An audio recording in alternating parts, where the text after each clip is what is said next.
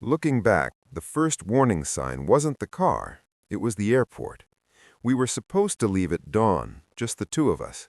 I had imagined that quiet, cinematic kind of departure, coffee and paper cups, sleepy smiles, the beginning of something private.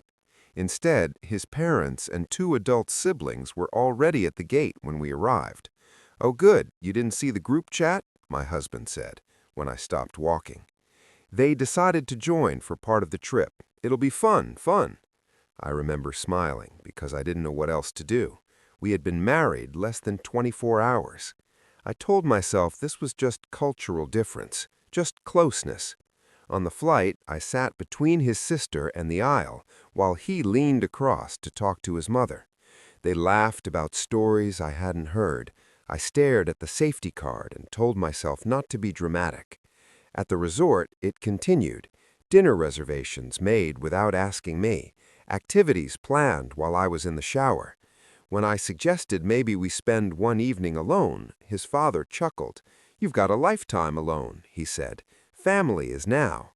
My husband didn't correct him. The argument happened on the third day. It was small at first, about an excursion I didn't want to join. I said, "I'd rather stay back." My mother-in-law sighed loudly. My sister-in-law muttered something about high maintenance. In the car back from the marina, I said as calmly as I could, "I thought this was our honeymoon."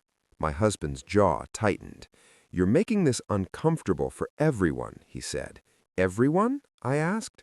The car stopped abruptly on a quiet stretch of road lined with tall hedges and gated properties. He turned around in his seat. "If you're going to ruin the mood," he said, "you can walk back." I laughed at first. I thought it was a threat meant to silence me. He unlocked the door. No one protested. I stepped out because I didn't believe he would actually drive away. He did. The car disappeared around the curve. I stood there in sandals, the heat pressing against my shoulders, trying to understand what had just happened.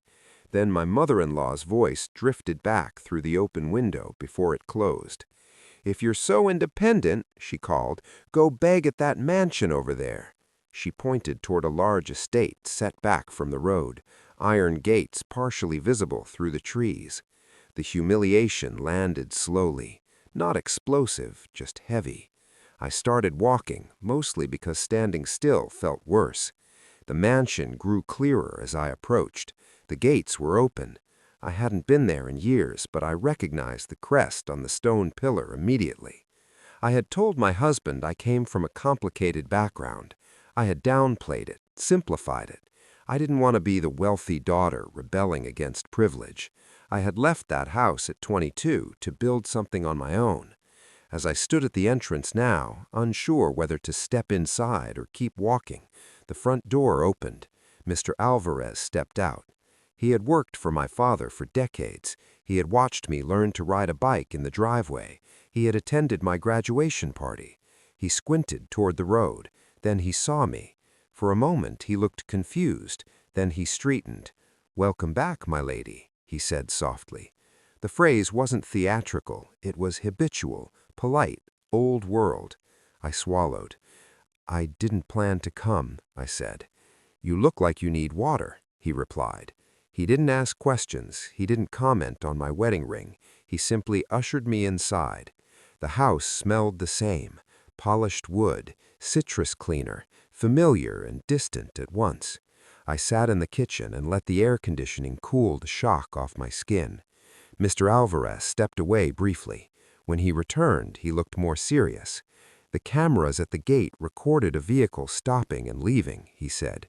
"We contacted local security to confirm you were not abandoned."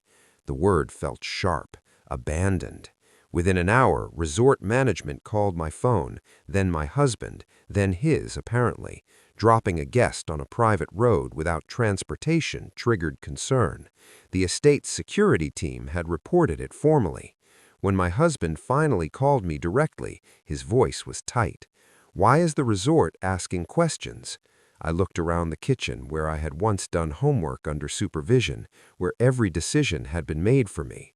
"Because you left me on the side of the road," I said. Silence.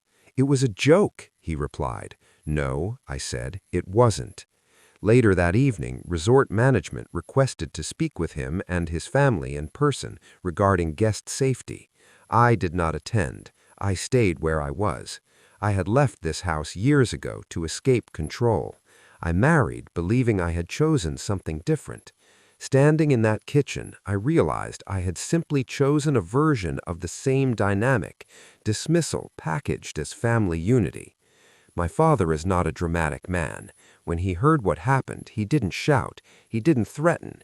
He said only, "You don't have to prove independence by tolerating disrespect." I didn't go back to the resort. My husband sent messages, first defensive, then apologetic, then confused. I haven't answered all of them. I'm not sure what the marriage looks like from here, but I know this humiliation is not tradition. Abandonment is not humor, and loyalty that requires silence isn't loyalty at all. When I walked through the gates that afternoon, it wasn't to be reclaimed. It was to remember who I was before I started shrinking for someone else.